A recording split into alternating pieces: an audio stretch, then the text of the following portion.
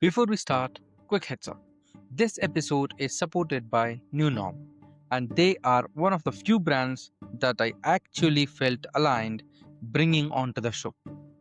New Norm is for men who know something's off but are not interested in cheesy self care advice or being told to optimize their life.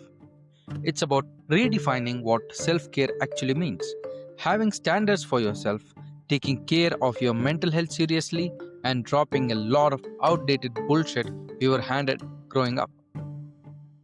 No gimmicks, no performative vulnerability, just healthier norms around confidence, identity, and how you show up for your own life. If that resonates, check them out at newnorm.com. That's newnorm.com. The link is in the description.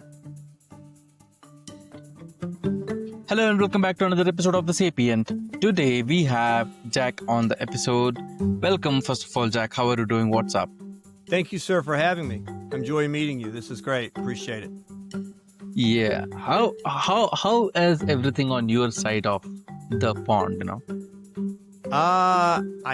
Well, especially given the topic we're talking about today, I don't know. This has been, I'm 63 years of age. I was a year and a half when Kennedy was shot, actually, talking about JFK. So I was a year and a half. So, there's a lot of things in the Kennedy assassination that led me to open my eyes to we've been lied to, basically, throughout the world and governments, etc. Didn't know the degree, and we still don't know the entire degree. But the last 10 years, I mean, I read 1984, I read Brave New World, and you sort of have a sense of this, the dystopian novels where, up is down, right is left, but I didn't know that I would see what I've seen in the last 5 years to 10 years, probably more like 10 years. And now, of course, what's happened in the United States of America is, it's still being covered worldwide. I don't know where we are, certainly. I've done some shows since this. I have a really close friend. We do shows, and we were kind of talking the other day, and anybody that says they know what's going to happen next is not truthful, because they really don't know what's going to happen next. But it does seem like an awakening in some ways. I think some people are starting to put together that something has to change. Something clearly has to change. Yeah. I was reading something where, like one of the political commentators was saying, like, the two-party system doesn't work anymore. Right? That I'm old enough to remember too, and it's kind of an old bumper sticker type of slogan, but I remember it. I remember in the 80s under Reagan and into the 90s, one term of Bush 41 on to Clinton. There's the old joke about the Republicans and Democrats really not being any different, and the whole argument was marginal tax rates, 36 versus 39. How big the government would be.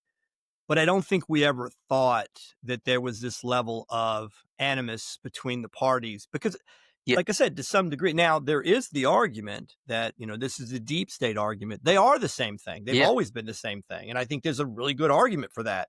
So maybe whatever someone thinks of Trump, clearly, 2015 forward with him announcing running for office, some things have definitely been revealed to be not quite what we probably grew up with. It wasn't Schoolhouse Rock, how we learned how the government worked and things like that from an ABC Saturday morning cartoon lineup.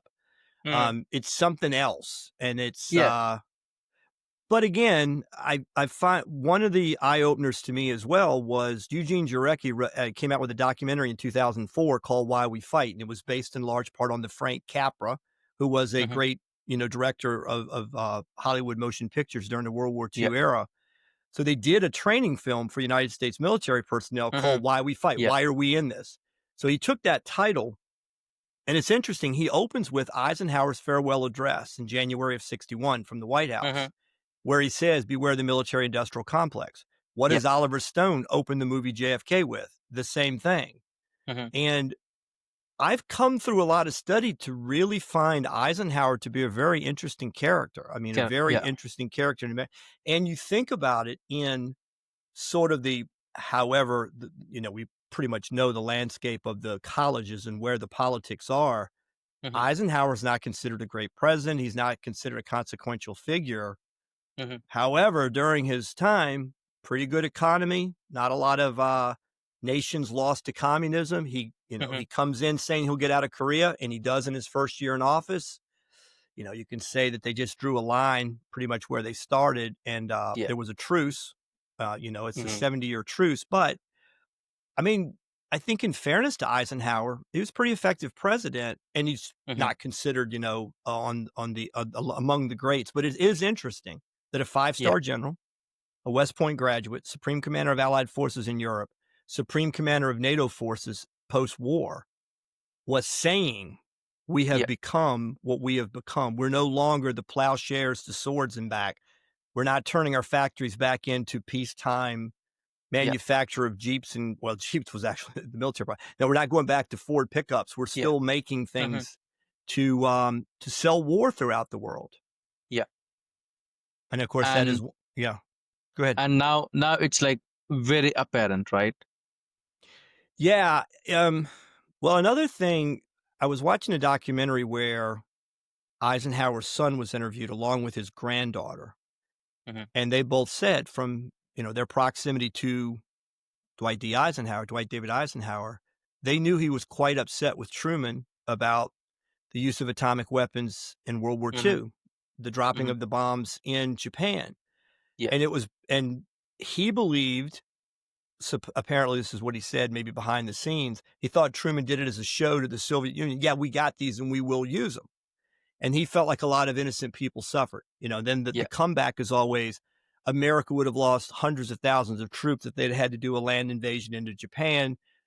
But I've also heard the argument, no, they were more than willing at this point to surrender, and Yeah. they dropped the bombs anyway. So, that's one of those classroom discussions with Yep.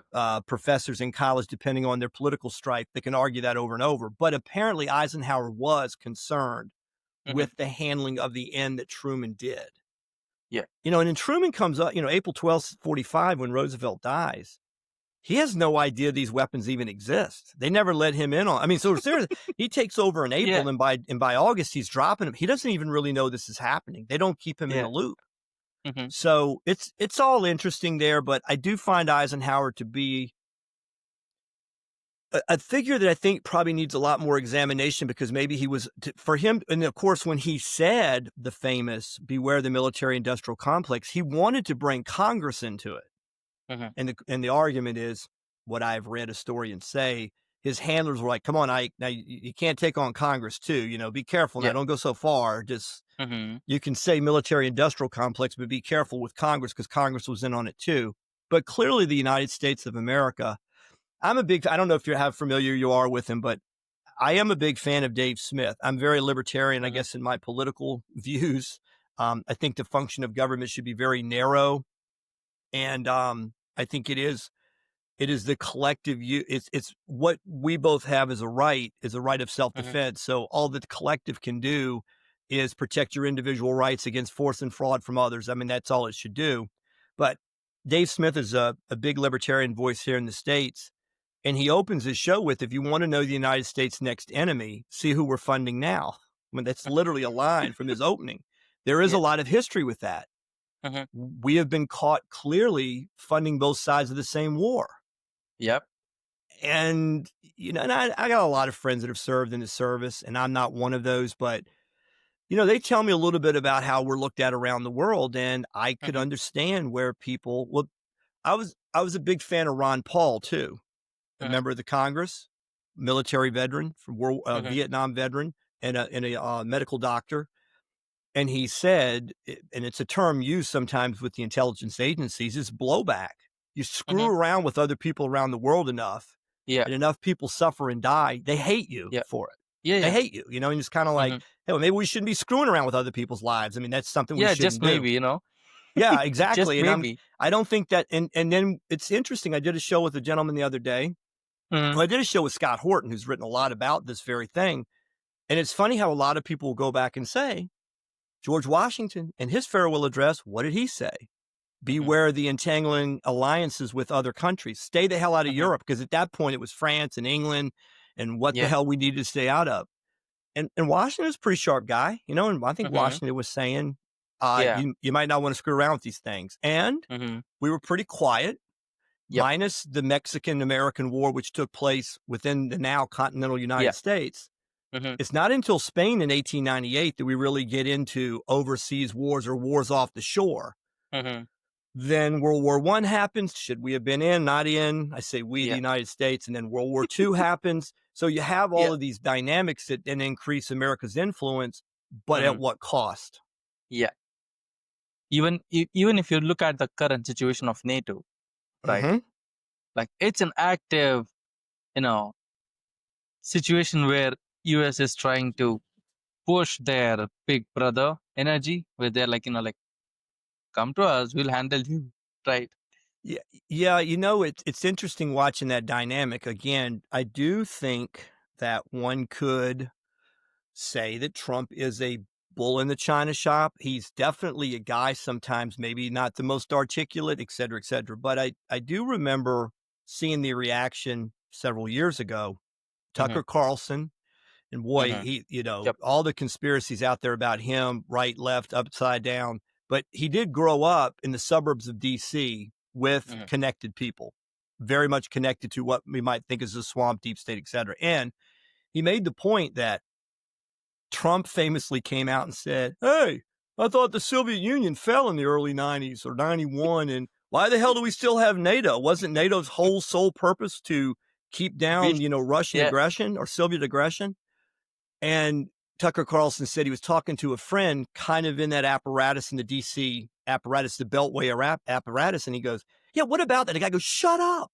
We don't say that. Like, we don't ever question NATO." And I thought it was an interesting thing because I thought it. I thought it when Clinton's screwing around and they're using NATO to kind of screw around in Europe and things.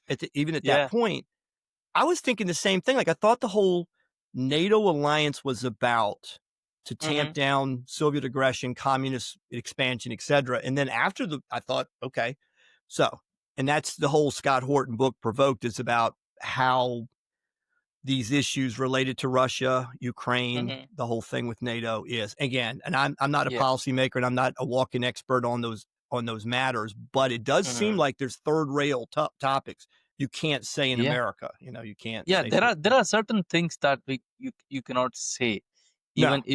even if you are in a democratic country. That's like very clear by this point, at least. Well, and that brings up another whole issue that Mm-hmm. that I sort of I'm from Virginia, so I bring this Mm-hmm. up in almost every show. So I remember being in a university where I was getting my master's degree in history. A gentleman came in that was a Harvard graduate. He's a pretty Mm-hmm. renowned public figure. And he said, if you're from Virginia, you may have come from the place in the earth that had the greatest collection of political genius in the history of the world. So Mm-hmm. Washington is our father of our country. But when it comes to the Declaration of Independence, it's primarily written by Thomas Jefferson. Yeah. And the Constitution is primarily written by James Madison. And what do they share in common? They're all from Virginia. And in the first 36 years of our country's existence, 32 of them was a Virginian as the Mm-hmm. president. So I come from a part of the world, it starts at Jamestown, the first permanent English settlement in the New World, et cetera, et cetera. So they have a vision of the country. And clearly we're not that now. And Mm-hmm. there are certain things that you start to hear more and more in the public square. And one of them has been the defense of our democracy. It's always Mm-hmm. democracy. This country was Yeah. never intended to be founded as a democracy. Mm-hmm. There's democratic aspects of the country. Yeah. You can vote for your, local town councilman. You can vote for your member of the House of Delegates within your state, or whatever kind of way that they talk about their General Assembly or their state legislature. You could vote for your member of the House. Our Mm-hmm. senators originally were selected by the state legislature. And in Article 2 of the Constitution, it says that the people that will select the president are the electors sent by the state legislature. So they never intended this level of every man, and I'm a big believer in the two wolves and a sheep deciding what's for dinner is a very good example of a democracy. Mm-hmm. Once 51% decide they can steal from the other 49%, there's a democracy. So this was Yeah. the Constitution was based upon certain limited powers of the federal government. States knock yourself out. States can go as crazy as they want. I mean, each of the states could do. They were like their own little nation. So Yeah. again, but yeah, I know what we mean by democracy. I know what we kind of Mhm. mean by self-government. Yeah. But it has to be an accepted rule. That's the key thing, and that's why our country's falling apart. We don't accept what the rules are anymore. Yeah. There's Because not a culture of true. acceptance Mhm. of what we believe are the rules. It's like the people's views, right, on how the system should work is so polarized Yes. that that people cannot find middle ground anymore. It looks like that because I think the people who want to become presidents, right, lack essence. Like, like truly to bring people together. They're just like I it right now it feels Yeah. like even with the Charlie Kirk issue, everybody is playing on their sidelines, right? Yeah. Well, all right. I'll go you one better, though. I think that I don't know Mhm. that it's ever been that way in the United States or really maybe anywhere in the world. It would be Mhm. probably true. Like I said, coming out of an American Revolution, pretty much Mhm. kind of a dice roll that was a long shot, that there was a break. Now, I did teach a history class. I've said this on many shows. I taught a history class several years ago, Mhm. teaching M1A1, how we teach it in America, the American Revolution. And I was teaching at a community college in Virginia. And this young lady's laughing at the end of at the end of my presentation. She's kind of walking forward. She clearly has a British accent. Mhm. And I said, "What's so funny, young lady?" And she said, "You Americans, in the way you see the American Revolution, or the what you call this great revolution, American Revolution." Mhm. And I said, "All right, you're clearly British. I can tell from the accent." She goes, "Yeah, I'm from London." And I said, "Well, how do you Yeah. teach it there?" It got Mhm. too expensive. It became unpopular. We brought the troops home. Mhm. And it is argued that the War of 1812 was the last battle of the American Revolution. And Mhm. there was continued. I think it's a lot of truth. When Cornwallis surrenders at Yorktown, which famously ends the war, it wasn't like the Yeah. British could have brought 4 more ships of troops over and kept that thing going. And when I heard her say that, I'm kind of like, okay, so you teach? Yeah, we teach is no big deal. Enough of you guys already. Too much Yeah. blood and treasure. We're getting the hell out of here and let you have it already. Well, how do Mhm. we teach it? We teach it as this great revolution, which another thing about the numbers, 1/3 of the Yeah. colonists were for revolution. One Mhm. third were against and were still loyal to the crown. And 1/3 were waiting to see who was going to win. That's literally what happened. Yeah. And it was regional, pretty much. Uh-huh. Parts of the Northeast and up down to Virginia were the revolutionaries. The South was trading cotton with Great Britain. Great Britain was Yeah. still somewhat of an ally, so they were loyal to that. And again, there's always going to be a contingent, maybe the Yeah. frontiersmen, that were like, let's see who wins. But we make in our history books these great stories, these great fables of what things really are. People tend to work to their greatest advantage. If you Yeah. use government for that, you have a problem. And that's where everything's going off the rails. And I've Yeah. said this in many shows. We have people going to Congress making $176,000 a year, and they're leaving worth $10 to $15 million. You can't do the math and make any sense of that. You can't. So Yeah. there's something going on with our system, and I think that's the breakdown. But I know what you're saying about people being polarized, but they're being polarized because they believe that the government should be this fountain of answers and Yeah. make a Mhm. living for them and all this. And that was clearly not the intention. But I don't want to be naive and not think that always rich, powerful people have always worked to their own interests. Of Mhm. course. Of course. So there we are. Yeah. I mean, congressmen are the most successful stock traders in the world, Seems that way. right? Like 690% is their return, Yeah, it seems that way, right? Yeah. Yeah. It's kind of crazy how that works, isn't it? right? And Like people with all these Bloomberg terminals and quants and studying satellite data still earn less than congressmen when it comes to trading, right? yeah, I mean, It's funny. well, it is a total misuse of purpose. But again, Yeah. being kind of a libertarian bent, I always find it to be the least offensive. Like if I ever get into a political discussion with people, I'm like, I should be the least offensive to you because I'm not trying to use the power of government to take from you or Hmm. direct you or anything. Hmm. You do you, you do what you want to. Let's trade to mutual satisfaction. You want to open up a store and sell whatever, and I come in and find it to be of quality, then I'll come to Yeah. your store. I'll patronize your store. Do whatever the hell you Hmm. want to. But once the government comes in and you find, that they are subsidizing certain type of industries at the expense of others and all, and it's what everything happens. I mean, Yeah. that's why you end up with rich Congress people. Hmm. And All why the are time. people spending millions of dollars to Hmm. campaign for a position that pays 175,000? What the hell's that too, right? Yeah. That seems kind of questionable. Sure. So, Right. And also, it's like, why are these people hell bent on having, like, career as politicians, yeah. right? Yeah. And that's like a term that kind of icks me in the wrong way, because I'm like, what do you mean when you say I'm a career politician? That means you have not done anything in your life, Pretty much. Pretty much. right? There's a lot of truth to that. Yeah. Well, Like, and Ron Paul just turned 90, and I could say he's kind of the godfather of sort of the libertarian view of things. And he ran as a mhm, Republican and he's run as a libertarian. But I remember seeing him, and God bless Ron Paul, if I can't make that like clear enough. I just love that man for all of his just, service to his country. He I remember hearing a story that he worked at a Catholic church hospital and delivered babies for $1 a day. That was his salary. He took $1 a day to deliver babies all day in a Catholic hospital. So he's a mhm, beautiful man, a lot of service to his fellow man, et cetera. So I'm a big fan of Ron Paul. But he said one time he was speaking somewhere and a kid comes up and goes, Dr. Paul, tell me how I too can do what you're doing, being a congressman. He goes, son, the whole point of my talk tonight was to get you to not want to be this.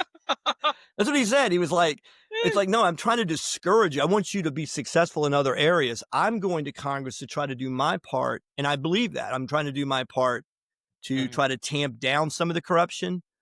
But to have a kid come up and say, how can I too be a congressperson was kind of yeah, just, was kind of unsettling to hear that as a response. But yeah. And even if you look at the current situation, right? Like the current state of mind, I would say, of the country, it's like very weird, where people are like, I feel like people don't know how to react anymore, right? They're just like, it's whatever. well, clearly, and I'm sure I'm quite a bit older than you are. So, I'm looking at something on YouTube the other day and somebody's put a video up from, it was like a home movie from 1988 that they've put to something playing on YouTube. And man, I'm watching that. And there's a TV on in the house, there's a VCR, there's Hmm. all these 1988 Stuff. technologies. Hmm. Right. There's no cell phones. Yep. The only phone, well, there might have been more, one or two, I mean, there might have been a cordless phone maybe, but you're looking at it and you're trying to remember, how the hell did I get from A to B, or tell Timmy or Billy or Sally or whatever to meet somewhere? How did we ever do any of that? How did we get Yeah. by? But there Hmm. is no internet, Yeah. and times were simpler. Hmm. And I really do believe, and I think this is what you see coming out post what happened last week. Hmm. People are ruining their lives to go Yeah. on social media and say things that are in effect making them unemployable, or they're losing jobs, etc. And I well, I said this to college students years ago. I think this is a Hmm. really good way to put it. I said, when I was growing up, we watched the Ed Sullivan Show. The Beatles were introduced to America. Well, Elvis, the Beatles, the Rolling Stones, all these things were introduced to America. And there were three major networks, CBS, NBC, ABC, and you had a UHF station locally, kind of thing. So on as the saying goes, on the Monday morning water cooler talk, Hmm. everybody had watched the same things. Everybody had the same information. And I was telling these students, because when Prince died, and I love Prince, the entertainer, I loved Prince, and Prince passed away. And I'm in a classroom and I said, the great artist Prince passed away. Half of them don't know who he is. I mean, they've never heard him. I get it. It's like, I'm an old man. I'm saying, Prince. I'm wearing purple, right? Prince. So I'm like saying Prince. And I'm like, guys, and I said, guys, this isn't a value judgment of your generation versus anything else. I said, but my mother was not probably very approving of the artist Madonna. She knew she Hmm. was. Yeah. We all knew Madonna. Michael Yes. Jackson. There were so, and back again, Elvis, Marilyn Monroe, whatever those stars Yep. were, we had a common Mm. culture that we all watched. Yep. And now I don't know what kids are watching. I mean, I really Yes. don't know who the music is. I don't really know any of those things. Mhm. But I coach college baseball. I was with the guys today. I'm with a bunch. The kids, I'm a year older every year. They're always 18, 19, 20. I love our Yeah. kids. Now, we have kids from all over too. I think it really makes a difference. We have kids from Panama, Venezuela, Dominican Mhm. Republic, Puerto Rico, white kids, black kids. We had kids from all over the country. And I think it's a great thing to, and I know this like the plea for diversity, but what's interesting is these kids come from different cultures and we throw them all together. And I got to tell you, some of the foreign kids they're far more like what I think American kids were 50 years ago. Yeah. Like if you reach them, they love you. They look at you like Uncle Jack or, you're like special in their life and they're very respectful kids. And American kids, I'm starting to see a turn. I think it's a post-COVID thing, but my kids from the US, I see more respect. I see kids 5, Mhm. 6 years ago, it got to be pretty sketchy. And I don't know how much of that had to do. I'm serious. I'm seeing, maybe I'm different. I don't know. But anyway, what I'm saying is when I said to these kids, you guys don't know what big is because you didn't Mhm. see that kind of big. And Yeah. they're like, no. And I'm like, no, I'm telling you, nothing was Mhm. ever bigger than Madonna. Michael Jackson was international. You know that. I mean, and the Beatles were huge in the time frame Mhm. they were in. So I don't Yes. think we can ever be that kind of big anymore. Now people go Yes. viral today. Yes. There's a And difference, right? Because absolutely. virality is not sustained, Well, whereas Michael Jackson was like, famous for like a damn century. yeah. And see, I also saw him as a child with the Jackson 5 and Yeah. I'm no musical expert. I had a friend of mine that was in music and he said, if you're a fan, you know what you like in music. Yeah. If you're a musician or you're somebody that actually plays professionally, you know who's good. And Mhm. and, and I made that point to the kids too that didn't know Prince. I pulled up the 2004 American Music Awards where he does the tribute to George Harrison Mhm. and he does things to a guitar I don't think people can do, right? So I'm watching a guy on YouTube and he said, I'm a professional guitarist. I play Mhm. in bands. I make a living with the guitar. That guy's a Yeah. god. So he's saying it, and I'm kind of as a fan, I'm looking at it, I'm like, that looks pretty damn good because Yeah. wow, what he's Mhm. doing seems to be really next level. Then a Yep. professional says it is. So I think music may have been better in the past because I think it wasn't all machines doing it. It wasn't all computers Mm. generating it. People had to literally be good. I don't know. People maybe now in live concerts are still good. I don't know, but No, it just but yeah. now, interestingly, right, I'm seeing this uptick in people bringing live bands, Yeah. even rappers, even like hip Yeah. hop artists. And I'm like, yeah, that's good. Yeah. Like let's have more humans into it. Yeah. See, and that's what we kind of have to wonder, right? When you said more humans that oh, and, Yeah. and I think another thing that needs to be said about where we were going, and I made this comment to these students at the same time. I said, you used to like as a kid growing up, you had some aspiration to be famous. Everybody did. You wanted to be a movie Yes. star, you wanted to be a professional athlete, or maybe the president of Sometimes. the United States. But you Mm. knew there was a pathway to that, and it was a very Yeah. selective process. Now people are famous for being famous. Yeah. All it takes is a moment, and it's interesting, and I won't mention her name or anything about her, but I know you'll know who I'm talking about it. Remember the Mhm. young lady that had the viral moment Yep. because she's half drunk on the street and makes a comment. She's famous overnight. And Yeah. has that died down over the last year? And I'm not knocking her as a human being, but I'm saying No, she but became, also after that, she went on to release a cryptocurrency, yes, that's right. That's right. That's right. Yeah. Oh, yeah. Yeah. Yeah. right? Yeah, and I think she kind of I don't want to say what other things happen, but what I'm saying is, I mean, I was watching Joe Rogan talk about that. Joe Rogan's like, Yeah. wow, what kind of world Mhm. do we live in? A girl's on the street, happens upon a guy with a microphone and a camera. She Mhm. makes a comment, which is a little bit Yeah. risque. And the next thing you know, she blows up and she becomes famous. Now she has to have security. She's got people chasing her all over the world, going into her Yeah. hometown There are trying to multiple find. lawsuits on her. Yes. Yes. All because of Yeah. literally 13 seconds behind a camera. Yeah, and it's also like uh, there's a YouTuber called as Coffeezilla, and Mhm. he was a person who was on Joe Rogan talking about that, right? I'm sorry. Yeah, so he was talking about that particular cryptocurrency rug pull, right? And like it's like it's funny how people try to cash in with all the wrong intentions, right? Like she Yeah. could have made something that would last forever with that kind of fame, right? But instead they wanted to fumble and like get a couple of $1 million and just like, I don't know, be buried in lawsuits. Yeah, there's something to be said too, though. Um, I actually with the um lottery hitting 1.8 billion recently. We had a lottery here. I don't know. I think that runs into Canada as well. I'm not sure if it runs into other nations or not, but anyway, it's the 1.8 billion everybody's talking about. So I see an article in New York Times, which I was well aware of. I was well aware of these things. It was telling all these tragic stories of lottery winners.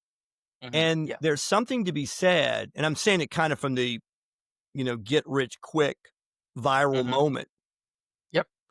If you're around people, and I've been around some people that really had money, hmm they're different kind of cats usually. And Yeah. there's an old saw about there's a generation that makes the money, second generation has respect because they saw mommy and daddy live that way. By the third Yeah. generation, they're blowing it all That's point. Yep. because they don't have any connection to what it took to get it. So I'm reading this lottery thing, and I remember it was almost sad in a sense.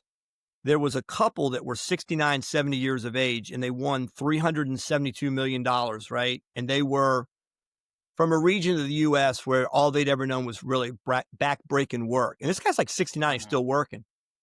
And they put a camera on him. And, he has to come out and say that he had won. So at that time, I think some states have amended that so that you can try to stay anonymous because, your life could be in jeopardy for winning Yeah. 300, but he wins 324 million. I think it was 324, something like that after taxes. So like 600 million. So he gets three something after they take the taxes out. And this person said, "Sir, what's the first thing you're going to do?" And he goes, "Well, I was talking to Marge, the wife, and I think we're going to pay the truck off. I think we're going to pay off the truck, and I'm going to work Monday." And I thought, Oh, wow, yeah. like the gravity of the fact that he could spend, $1 million a year for Yep. the rest of his life. He's not going to put a dent in that kind of money. That's Yep. 324 after the taxes. This is all liquid. He could stick Taxes. it in something making next to nothing and still, but in his Yeah. mindset, he has a mindset of scarcity. So he goes to, I'm going to pay off the truck. Pay off the truck. Dude, Truck. you're worth Like it's like 324. Right. But God bless him because people like that. So you do see all these stories. And I mhm, saw many of them, 10, 15 million. That's gone in a weekend because they got to buy 5 houses for their relatives, at 500,000 each. Then they got to buy a yeah. bunch of cars, a fleet of cars for their friends. And then when they go broke, none of those people are around anymore. None of them. So there is something to be said about money management. And when people have never had money, same mhm, thing with fame. It's kind Yep. of that same thing with fame. Back to Madonna. I don't want to keep beating up on her, but but I mean, she had a mission, and that was to be Yeah. famous, and she mhm, achieved it. Yep. She achieved it. She certainly achieved it. And you look back, this friend of mine I used to do talk radio with was big into music, and he said a really interesting thing. John Lennon mhm, was once asked, they come out of Liverpool, hotbed of music, clearly in the 50s and 60s. Yeah. And they said that John Lennon was asked, like, "Did you ever really think it was going to be this, the Beatles and all that?" He goes, "Hell no." He goes, "We just wanted to Yeah. get laid, meet some girls sometimes, and make enough money that we didn't have to have a real job." And then it became that. But he was like, literally, because we just wanted the girls to be attracted to us because we were in a band and we didn't want to have to work. And he became that big. And so it's interesting. The focus was on the music, I guess, and whatever management led to them becoming world, renowned and all that. But I do mhm, think a lot of people are really successful in things, and the Yeah. success is not really what they're thinking about at all. mhm, Yeah. I think success is just a bonus of what they're trying to do. They're like, Yeah, it's I like got it. it's like it's like it's been said, when you do something really well, the money follows, or maybe the success Yeah. follows. And I don't know if this is true. You may have heard this before. I heard this motivational speaker talking about this guy. And he goes, "There's this guy, right? And he's telling the story about he's in Japan hmm and he's trying to make this perfect engine, this piston driven engine, a combustible engine, and he's working. World War II comes in, and everything's Mhm. bombed, and Japan is destroyed. So he makes motor scooters because nobody can afford a vehicle. And he's telling this story, and it's ripping your heart out. It's like every time you think he's going to get a little bit ahead, everything Yep. falls apart again. You know who it is? It's Honda.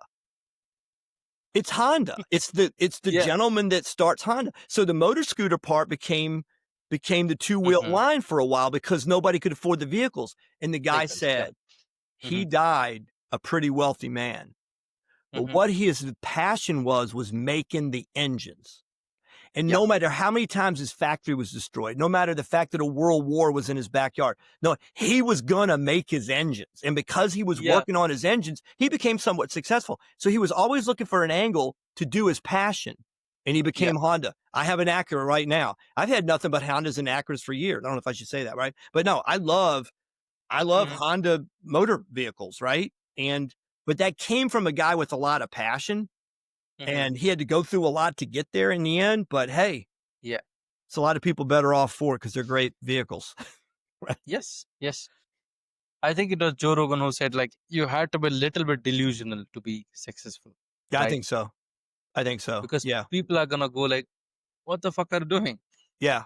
Right? Well, and that's that whole thing about the 1% too. Like in anything, there's going to be some people that are looked at as being a little bit too passionate or a little bit too over the top, whatever. But those are the people sometimes. I have a close friend that's worked with a lot of professional athletes. He played professional baseball, and I've done a lot of Mhm. shows with him and talked to him forever. I've known him for a number of years. And I've asked him about those people. He's worked with some Hall of Fame type of athletes. And Mhm. he said a lot of them are late bloomers, and a lot of them had a high school coach that told them they weren't going to be any good, or they got Yep. cut from the little league team. There Mhm. is always a story. So you see a Yes. lot of kids flame out when they're 12 if they have the chiseled jaw and they have the perfect body, and everybody's like, 16, they're Yeah. kind of burnt out or they're doing something else. But the Yeah. kid that gets picked on, not quite good enough. Tom Brady is the poster boy for that. He's Yep. not the greatest body, worst combine in NFL history, and wins 7 Super Bowls. But that's one Yes. of those guys. They told him he Yeah. wasn't good enough. Mhm. And at every turn, he's like, I'll show you. Yeah. And that's And an he did inspiration. show it, right? Yeah. But I do think that's kind of more the rule. There are a lot of people that are hugely successful, and it's because everybody told Mhm. them they weren't good enough. Yeah. Yeah. I agree because it's like when you look at those people, there are moments when they might vanish, Hmm. right? Like, this is it. Like, go home. It's like Oh, the yeah. famous for that is like Tiger Woods, right? Like, oh, Yeah. he's done. No, he's washed. Yeah. And he came back, he kicked asses, Well, he's right? a super competitive guy from everything you can tell, right? Yeah. There's And something. Yeah, all the ones that are gonna be good, a matter of fact, I had a really soft kid. He ended up playing pro ball, and, he, was not doing so well. He grew up in a five-bedroom home. His mhm. father was a graduate of a very prominent college or university in the country and all that kind of stuff. So he's kinda soft. I mean, he had a lot of things for him. And I said to him one day, I said, "You ever heard of Ted Williams? One of the greatest hitters?" Mhm. I got Ted up over here. Grew up in kind of a broken home in San Diego. I said, "You ever heard of Joe DiMaggio? He's a poor Italian fisherman in San Francisco. His father doesn't even speak the language. They're just over to the country pretty much right before that. Yogi Berra, he grew up in a really poor Italian section of St. Louis. And I'm just, Mickey Mantle grows up poor in Oklahoma. Willie Mays grows up in Alabama. And, I don't know that Willie was necessarily the most impoverished, but Hank Aaron. So I said, what do you notice about all of these Hall of Fame superstars? They tended to grow up poor and hungry. None of them are growing up in five-bedroom homes where their Mhm. parents were kissing their True. ass and telling them how good they were all the time. And I don't Yep. know that guy. I said, if you look at the history of sports, and it's not Mhm. just sports, but a lot of times it is, you can see that they had a lot to overcome and they had a chip on Mhm. their shoulder, whatever that chip on their shoulder drives them. But Yep. if you have too much given to you growing up, it's going to be harder to have that edge. It just is. Mhm. Doesn't mean that some kids aren't talented. And believe me, I've worked with a lot of talented kids that threw it away. And often, not Mhm. often, but there's a percentage of them, they did have it kind of easy growing up. And I Yep. always thought, like, why? Why do this? Why put yourself through this and all the sweat and toil and all that if mommy and daddy are going to make sure you're pretty well off anyway? What's the point kind of thing? Yeah. And also, it's like coming back to politics and Yeah, current stuff, right? sure. It's, and it's very like linear when you look at like the success and the kind of, I would say, ego that people have, right? Somebody who is like truly successful and that has done it all, they usually don't have big egos, right? I don't know. But I think people that with like moderate success usually have kind of like, I made big kind of stuff. I think what I'm trying to say is like moderate successful people always try to like show it off. no, I don't disagree. I don't. I know where you're going with that, and I don't disagree. But I have a buddy of mine. I mean, I'll just use this example. I have a buddy of mine that is a man of great devout faith in his religion, and he played 13 years in the majors, and he had a very successful career, and we became very close. And it took Mhm, him a while to get to the majors, and then he pitched 13 successful years. He was all-star games and things like that. mhm. And we're out to dinner one time, and he goes, "You know what, buddy?" And I said, "What?" He goes, "You know what I never got out of my mind the whole time I played at the highest level of Major League Baseball in America?" I said, "What's that?" He goes, "I never got this image out of my mind of being sent home to my small town where I grew up and having to explain to people why I failed." And I thought, "That's why you were good." Now, he was not. He's like one of the best human beings as a person I've ever. He's one of my favorite people, but he has an Mhm. edge about him. He Yeah. was pretty sure he was good, but he was also scared he wasn't. You know what I mean? Mhm. So Yeah. I think that's the thing. And there's a scene from Bull Durham where Kevin Costner is telling the young Nuke LaRouche, he's like, when you get to the majors, you're going to get beat up on. But remember, act like you own the place. Be arrogant. Yeah. That's the key. Fear and Mhm. arrogance. When you're scared, act arrogant. And, Yeah. I've talked to kids about that. I said, there is something to that. When you're playing and you're truly scared, you could be at your best if you turn it into focus. So Yep. everything we do is fear, flight, flee. I mean, it's all that fight, flee, freeze. That's what it is, really. So when you're in an athletic competition, you can freeze, you can run, or you can fight, or you can find one of these emotions to get you through it. And what I found with a lot of guys I was around that were really successful players, they all had an edge. Now, they may have come across as being confident or cocky, but I do know what you're saying. Mhm. There's no doubt about it. Yeah, I think that's the difference between, people use all these bumper sticker slogans, confidence versus cocky. I do think that people that appear cocky are trying to Mhm. cover for a level of fear that they're not really that good. But I've also seen people who are definitely afraid they're not that good. And that's what makes them good. I mean, that's literally what makes them good. And I don't know. I've seen all types. I've seen all types. And I think it's in any aspect of the world. Mhm. Mentioning, the John Lennon, we just wanted to get the girls and not have to work. Yeah. Like what is You know. that? Like I don't, Yep. but I don't know. At the time they were doing their music, I'm sure there was a certain degree of pride in what they did, and they Yep. didn't want to put out a bad product. But maybe that's in the end, that's probably what breaks up most bands. Everybody's going in a different direction. Mhm. Some people still want it to work, and some other like, I've had enough of this. I'm going to go, solo acts, all the rest of that stuff. So that all comes into play. But back to the, like when I say with the Honda guy, I think that's Mhm. truly the Yeah. people that we measure as being successful that are totally unaware of it because they're into what it is they're doing. They're so into making the automobile or whatever the hell it is that they're doing, like with their hands. They don't even catch what success means because they're passionate about something. Yeah. There is a similar guy called as Adrian Newey in Formula One. Yeah, A lot of people are aware of him, right? Like he is one of those people who did not care about fame or money. He's like, right, I'm here to design cars. Like, leave me the fuck alone. right. No, and that makes a lot of sense. I mean, it makes a lot of Right. sense. And Yeah, he's like, he has more world champions than like many drivers, like many teams. right. And he's seen as this god of a designer who comes and fixes cars and like he's like, yeah, I'm done and I'm going home. I'm done. Right? I don't want fame. I don't want coverage. I'm and he and when you see him speak, he's a very unassuming guy. You're like, yeah, he's old guy, like a grandpa kind of model. But when you really look at his accolades, then you realize, okay, he's one of the best people, right? Right. And he doesn't have that much of ego. He's like, yeah, it's whatever, you know. One of the corniest things I ever heard.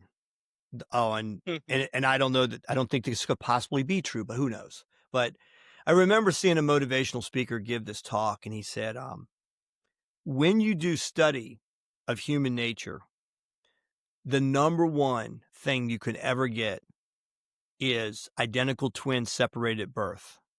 If you're really Yeah. trying to get into innate characteristics of, if you can get almost the same, exact blueprint of a person and have them separate, you can kind of find out Yep. how much is nature, how much is nurture. So this guy says there is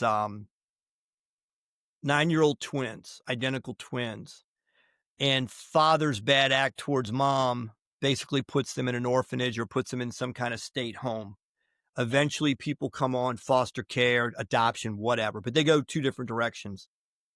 And well, I'll say it. I mean, whatever we can say about it was the murder of the mother, and I think it was in their presence. So it's, but these really bad dynamics. And the guy that's the motivational speaker says to the audience, "Where do you think I found the first guy?" And somebody yelled, "Jail." He goes, "You got it." So I go to the jail and I find the first of the brothers. Now they're 35 years old ish. And he goes into jail and he said, "How'd you end up this way?" And he goes, "Hey, given what I saw growing up, how could I have ended up any other way?" That's Yeah. it, right? I mean, gosh, mom brutally murdered by my dad. I'm separated, blah, blah, blah. He goes, "Where do you think I find the other one?" And people don't know what to say. And he goes, "He is a owner of a business, happily married, 3 kids, and he's living in this great home and all the rest." And he goes to the guy and he goes, "Hey, how did it end up this way for you?" And he goes, "Hey, given what I saw growing up, how could I have done anything else?" Yeah. Now, again, that might be the most corny thing, but it's an interesting thing that the one guy ends up in prison, life of crime, Yeah. etc. And he's like, "Hey, look at how I grew up." And the other one goes in this incredible direction, marries one woman, they're happily married with children. He's providing, Yeah. he's got his own business, and his driving force was what he grew up with. So the guy was like, "Hey, you can take it any way you want. There are people that had horrible backgrounds that are highly successful people, and they do it in large part because they don't want their family. If they're bringing people into the world, they don't want that for their children. And then some are using it, maybe not necessarily as an excuse, but an explanation. There's a difference between an explanation and an excuse, I guess, at some level, or there is. So he said it's interesting that people can take the same exact dynamics and have basically the same genetic makeup and go two different directions. Again, it makes for a nice story. Do I think that there's any possibility that could possibly be true? Probably not, but I liked it because it was very motivational. But I do think that the things that drive people and make them successful. But I also think there's so much in the mind. I love Joe Rogan's show, and I think one of the most interesting things I ever saw was a Navy SEAL he had on. And this Navy SEAL was in a class with a SEAL who's the other SEAL went on a murder spree with his wife, and they would like go hook up with couples swingers and then kill them. Yeah. You've heard that story, right? So Rogan's like, "Dude, you're in the class, you're in the Buds class with that." He goes, yeah. And he goes, "What did you think?" He goes, best SEAL I ever saw." He goes, "Dude, he was the poster guy that did everything perfect. Everything." Yeah. And he goes, "Did you see it coming?" He goes, "I thought it was a little bit weird. He was almost too perfect, but yeah, okay." So then he said, "What's the number one thing that drives people out of SEAL training?" And he said, "Selfishness. If you're selfish at all, they run you out." And then he said, "How did you make it through?" And he goes, "Most guys that lose their mind, it's 180 days, it's 6 months. They're counting days, like they're marking anything they can to count days." And he goes, "It struck me a couple days in. I'm like, you know what? They got to feed me 3 times a day, and they can't touch me for 15 minutes. And I said to myself, make it to the next meal." I'd never counted days until graduation. And they go, "Hey, today's 180, you're out." So he goes, "I made up my mind. If I can make it to the next meal, they can't screw with me for 15 minutes and I can recoup and then get to the next session."